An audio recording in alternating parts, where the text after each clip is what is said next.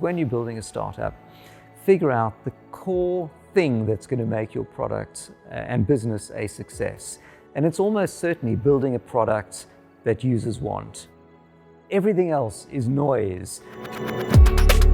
This is The Summit by Fearless Ventures. I'm David Newns, and every week, my co-founder Dominic McGregor and I will be talking to inspirational leaders about their experiences as they strive towards their summit.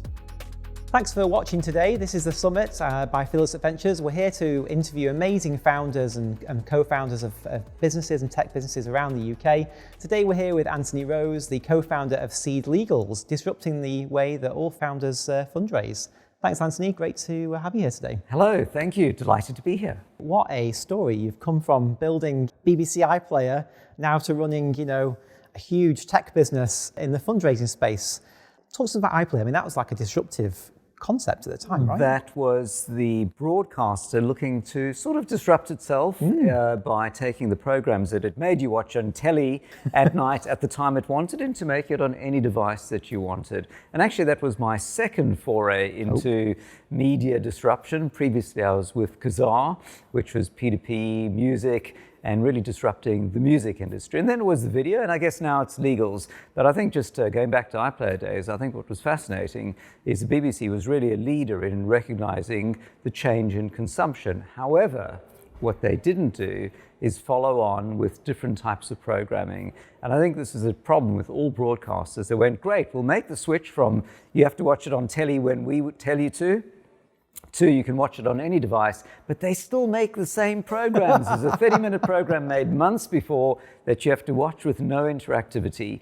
And the broadcasters really despised the streaming networks, cats on skateboards, low-quality video, but that's the thing that ultimately will kill them. And I think, to me, there's a lesson which is for any company, my own included, is you start off with some disruptive play. And if you don't continue to innovate, then you're dead in the future. Absolutely. Wow. I mean, we've all read books about corporates trying to innovate and disrupt themselves. Yep. What was it like in an organization trying to disrupt itself? I mean, how did that work? Was there days where you thought people were just fighting against you every day? How did that feel? Right, so it was quite fascinating because within any organization there are often many factions, and some of them look to the future and some look to preserve the past. And at the BBC they had a vibrant digital media team that looked to the future, but channels represented the past. And when I arrived, I discovered the BBC didn't want an iPlayer. The BBC wanted 5 iPlayers, a BBC One iPlayer and a BBC Two.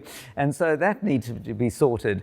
But everyone got on board. And then I think one of the interesting things, of course, success breeds, followers, so to speak. And so as soon as it had traction and success, then everyone went, okay, let's cut the noise and let's go with the program. Oh, wow. So if you could think for that time, what was apart from having some success before then, what kept you sane in a world of, people trying to sort of hold you back? Fascinating question. So when I joined the BBC, I was living in Australia at the time, and one day they called and went, how would you like to join the BBC? And I went, that's interesting. Where are the stock options? And but I was persuaded to move over to sunny London. And I'd heard famous stories about, inaction at the BBC and governance and stakeholder meetings and so on. But actually, when I thought about it, in a startup, I realized that perhaps 75% of my time was doing delightful, good stuff, product, team, developing new things. Probably 20% was the cost of doing business. So you have to do fundraising and investor reporting and all this stuff. It's not good or bad, but it's the cost of doing business. And 5% is like unpleasant HR stuff you have to deal with occasionally and so on. And at the BBC, actually, the formula was about the same. But the 20%, instead of having to go fundraising, it was swapped for stakeholder governance. You had guaranteed funding, but you had to spend time communicating and getting people on board. So actually, I looked at it as almost running a startup within a big organization, and that turned out to work actually really well. That's fantastic. I think it's, very few examples of that working well. So, congratulations for bringing that. And yeah, I think BBC was the first streaming service really that was from I think Channel 4 and others got there about the same time. Okay. The BBC one was, of course, much better. Obviously. Fast forward now, you're founder of SeedLegals, which is completely disrupting the way you fundraise, you go through that legal process. I mean, that is a huge pain point that you're trying to solve. Most lawyers that I've spoken to about disrupting the legal sector tell me it's not possible. Right. Every deal is unique and bespoke. Exactly. Why did you even think about that sort of place where you wanted to spend your time? Sure. Having done music Yeah. and then video, Yeah. legal would not be the next thing you'd think of. But after I left the Beeb, I built a startup, sold it, invested in a few, got tired of paying lawyers, and then at a very nice party met my co-founder, Laurent Laffy, a genius ex-VC, serial angel investor, and he was moaning about the time and complexity of doing legal funding rounds. And so when we started SeedLegals, my perception was our product would be legal documents. But what I realized very quickly, and that's the key difference between SeedLegals and a law firm, is if you go to a law firm, the product is legal documents. When you go to SeedLegals, the product is a solution for what you want. And the solution actually is data. It's what's market standard. It's 24/7 really online website and service. It's people you can talk to in seconds that will respond, humans in London. You can get on a video call. There's no incremental cost per minute. And by the way, legal documents as well. So really what I realized is nobody gets out of bed in the morning going, I'm looking for a contract. They get out of bed going, I need to hire somebody, I need to get investment. And the package of things necessary for that happens to include the legal documents, but it's actually much bigger than that. Fantastic. And so how did you go about, so you're going to say, okay, I need to solve this pain point for founders. Yeah. Who was the first person you called? It's interesting because when you build any new business, there are a few key things you have to solve. And one of these is the key break or make thing on your business. So the first thing is usually, can you technically build it? Can you raise investment? Can you build a team? And ultimately you realize, do people really want it? And I knew from my history and from my co-founder, we could get funding, I could build a team, I figured I could wing it and build it. And I'd spoken to enough founders to know that they probably would want it. But what I didn't know, and this was the big gotcha, is would investors want it? Maybe I'd build this cool system and founders go, we love it. And the investors go, no, you have to go to a law firm. Yeah. And so that was the leap of faith. The other thing is when you in startup land, you're always talking about building a minimum viable product. But I couldn't go, here's your minimum viable legals. These will probably hang together. You'll probably be okay. But what you could do is you could do the fake it till you make it, which is behind the scenes, you do things manually. So you build the website, people enter the deal terms. But behind the scenes, there was a legal team going, oh my God, quickly do this in a Word doc. And then they'll go, you're killing us, please automate it. So that's how you got past that sort of learning point. So I guess, like all startups, you have enough optimism and blind faith that it'll work, but you want to validate that sooner rather than later. I assume the idea is that both sides of the transaction operate within the SeedLegals ecosystem. So you kind of got you got to convince two parties to participate. How easy or difficult was that? Right, so that was again one of the key things. What if one side would love it and the other side would go, no, we don't like it. So what I realized, and I didn't realize this at the beginning, well, I sort of did, but it was clear in spades that was the case, which is normally when you negotiate a legal contract, you send somebody a Word document, and there the other party is incentivized to change words. And changing any word is as good as changing any other word. So you just get this red-lined mass of things, and because it's all legals, you have to go to a lawyer, and both parties go to lawyers. But imagine you could transform it, and instead of the document being the thing that you edit, you can see a clear set of the key deal terms that you would agree in plain English. So how much are you investing? Are you going to get dragged along? Do you want a board seat? Will there be investor consent? And so actually the magic to it, and I think the same happens in many other spaces, but people don't realize, is you intentionally constrain the debate to a set of key things that you can negotiate. You make it very easy to negotiate those, and you make it quite hard to negotiate anything else. And sometimes this works brilliantly, and sometimes it's going to fail. So when we started, we thought, how many things might you want to negotiate in a funding round? If it's like 1,000, we can cater for anything, but it's completely unusable. Everyone would have to go to a lawyer. If we say there are only 3 things you can change, that's awesome. It's really easy, and 0 funding rounds will ever be able to be done. So we start with a small number, and then as people went, I need this feature. We would add that. But actually, I really like, and I think there's a general lesson to be had, which is the class of things we do, and it's going to be generic to whether you're doing driving cars or maps or accounting or many other things. When you're looking to create a new solution in an existing industry, people have been doing it a particular way for years, and they normally have been doing it manually. And they would argue that your simplistic system is going to be less good. But in fact, your simplistic system turns out to be much better, because by constraining the freedoms, you end up with deals closing and parties reaching agreement much more effectively, because you can be guided to what's clear, you can show data, and then rounds close fast. And that's the investor advantage as well. Wow, it's really incredible, this idea of limiting the discussion to really what matters is, it's very interesting. And you might think when you go to a Chinese restaurant, famously they've got like 400 things, exactly. and then helpfully they've got the chef special. And after reading all the things, you go, stuff it, this is just too hard, I'm going to read the chef special, which also happen to be the highest margin, items or the things I have to get rid of for the day, possibly. So, yes. So what's the future? Obviously, you've well on the way to really disrupting, the way people raise money.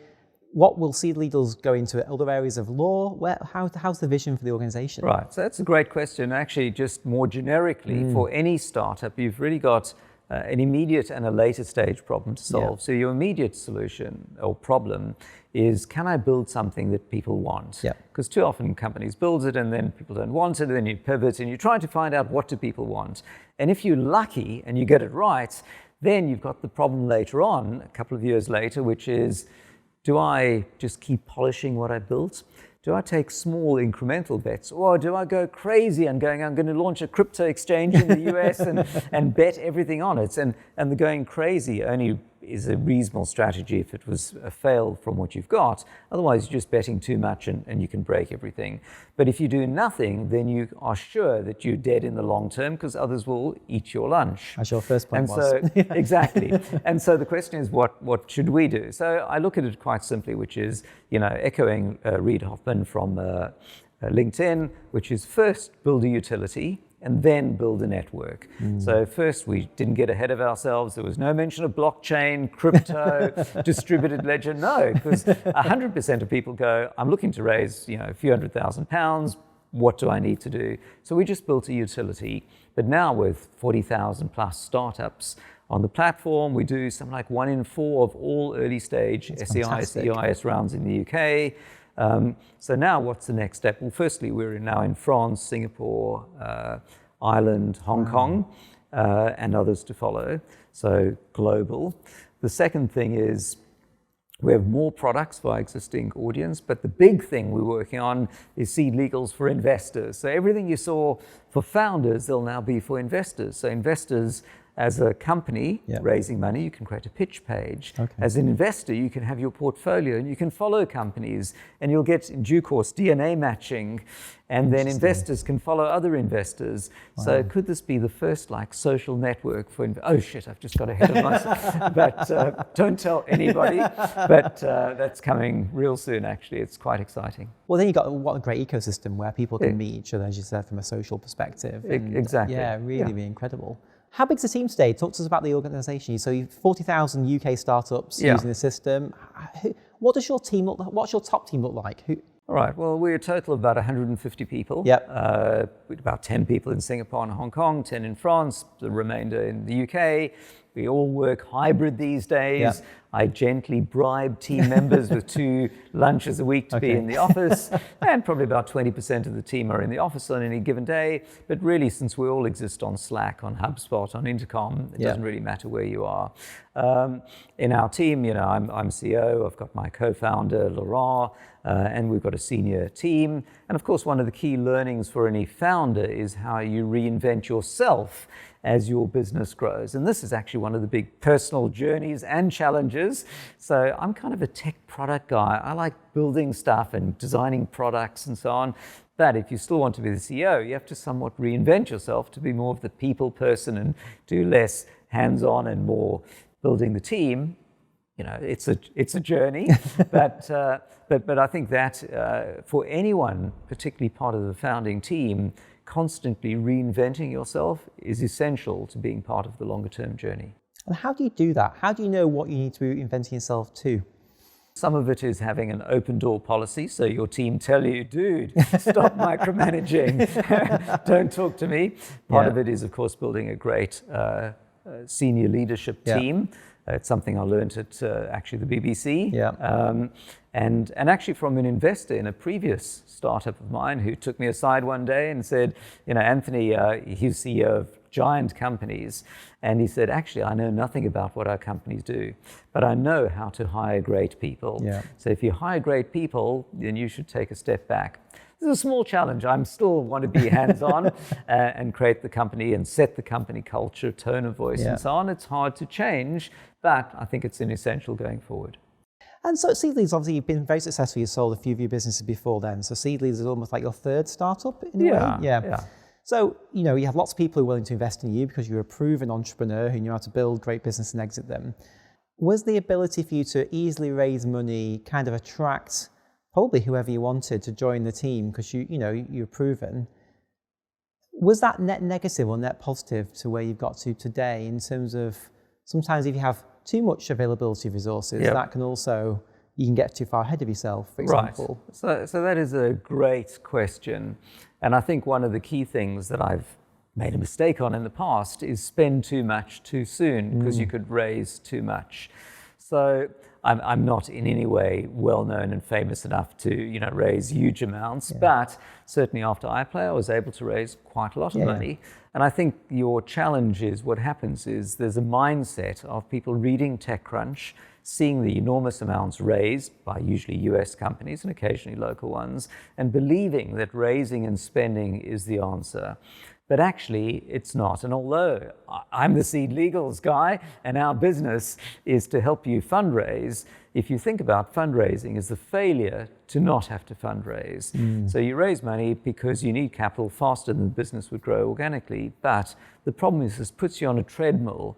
And the treadmill is the number of months runway you've got left. And if you don't have revenue or you've got less revenue than you're spending, you have to keep running to get more investment. And when times are good, it's great. And I would be envious of companies raising 20 million or more. And then things go bad. And then you see, mass layoffs and companies going out of business. And, it's not the end of it by any means today. It was largely the discipline of my co-founder about getting to cash flow break even. And sitting there, we founded and funded the business ourselves and put our own money into it. And when you do that, at some point your spouse is going to notice you spending quite a lot each month. So you want to look to grow organically. And we had that discipline from the beginning. And of course, fortunate to be in a SaaS revenue generating business as opposed to med tech where you have to spend for 5 years before getting approval. But if you can, you're much better off trying to get to a small burn rate, but get a path to profitability.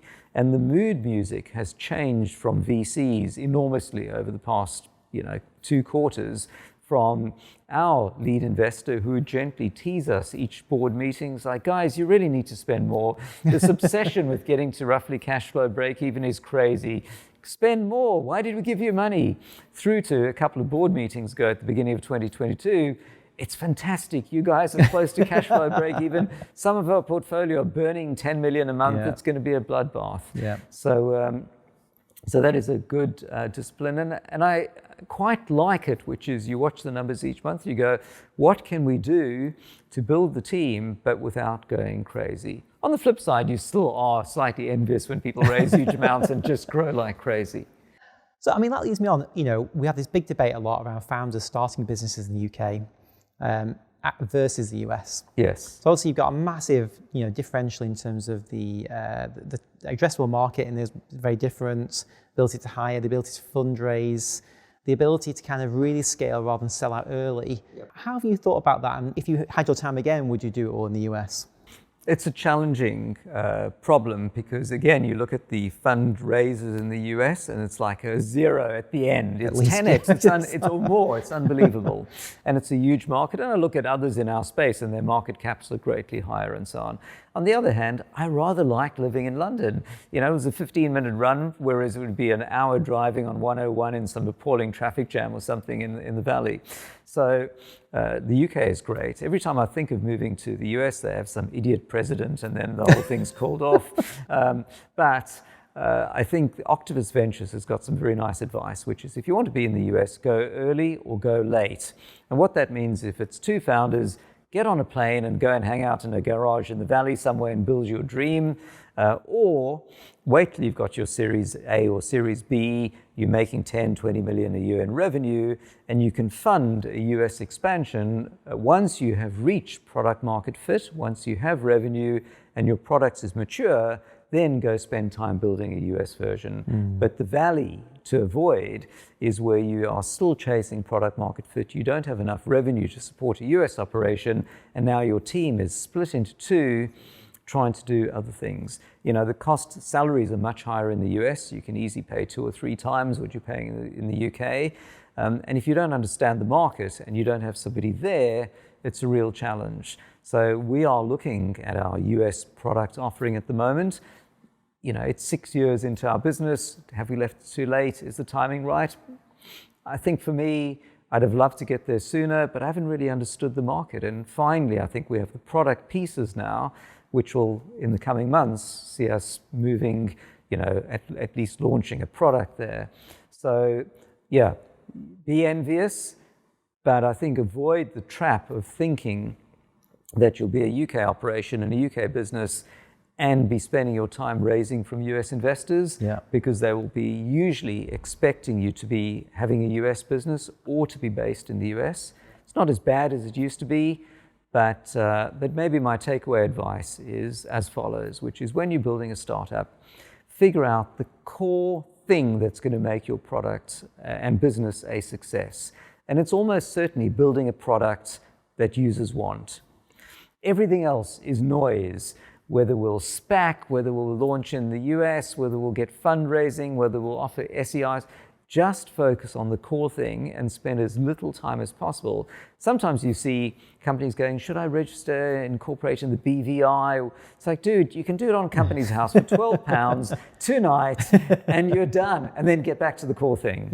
So, and to me, often when I see founders spending time on these noisy things on the side, to me it's an indicator that the chance of success is reduced because they're not single-mindedly focused on the thing that's going to really drive adoption and uptake of their product.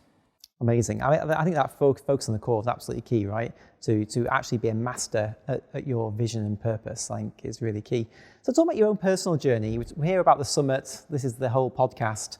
Do you know where your summit is, first of all? And are you on the way there? Have you been there? What does it look like from your summit?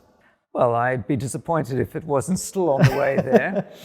I think one thing I've realized is, iPlayer was, of course, a great point, and there was nothing like arriving off the plane from Sydney the day before, going into the BBC, and Ashley Highfield, who ran, Future Media and Technology, assembled everyone and went, welcome, Anthony.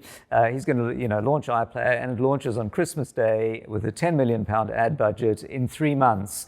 Anthony, over to you. And it's like, oh, shit. So there's no pressure. And everyone thought, we'll keep away because he's going to be on a plane back to Australia on about Boxing Day. So that was definitely like the most frenzied. I've got 3 months to get this baby in place and launched. But, I think...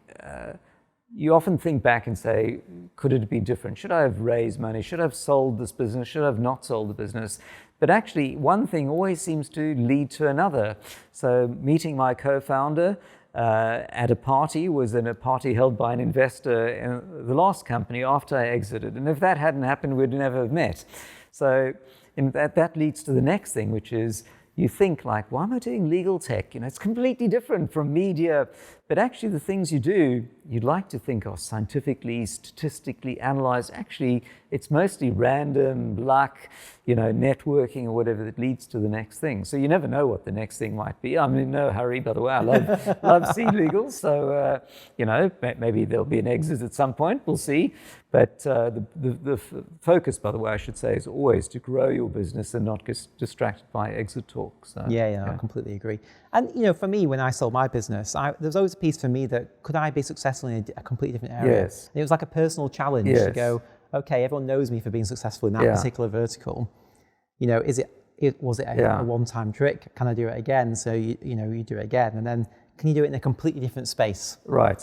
It was a big driver for me in terms of my own kind of personal and for me, ambition. my learning, by the way, is when I was working in Australia, CTO at Brilliant Digital, real-time 3D graphics and peer-to-peer music, and I got a certain way of interacting with my team, my personal work-life balance, up late at night, and the way I wrote emails, and the way I did specs, and the way I managed the team. There was a certain pattern. And I didn't know if it was me or them. And then I moved from Sydney to London to the BBC, not startup, public service. So the space was different, the team was different, the media space, everything was different. But cut to 6 months later, the way I interacted with people was exactly the same. And so it was a perfect data experiment to work out what's you and what's not. And then you look within and you go, you see the good bits and perhaps the less good bits, and you see how can you reinvent the less good bits. But I think, as a serial founder, anyone watching this or listening to this, if you think about what are the signals you can pick up from your interactions with people, either in previous startups or in previous jobs or at uni, that would be indicators of what are within you versus what's the surrounding. And then one of the key things is to surround yourself with co-founders and senior team members who complement you. Not as in say nice things, but are the opposite of you. So for me, I'm really the product guy. My co-founder, it's ultimately his vision on SeedLegals. And he takes care of the board meetings, the investor stuff, all the bits I'm less passionate about. We can both do, the fundraising, but running a business and the accounting, and that's him. So splitting things with what you love and what your co-founder loves, and if they're opposites, that I think is a good starting point. And did you have co-founders in your previous two businesses? Indeed, yes. And in fact, the relationship was very much the same as well. They were the MBA types. They'd run a good business, and I was the product guy. You're the product guy. And then I was usually the guy going, let's spend tons of money. And they were going, whoa, let's run a proper business here. And that was the yin and yang. So, fantastic. Amazing. Well, thank you very much, Anthony. And it was really fascinating to hear your story. Well, thank you. Thanks for watching the summit. It's been a great session here with Anthony. I think your advice around kind of focusing on the core and not getting distracted by all the noise that you can do as a founder, for me, is something definitely to take away. If you've enjoyed the episode, please like it and follow us, and let us know your comments in the comments box. Thank you.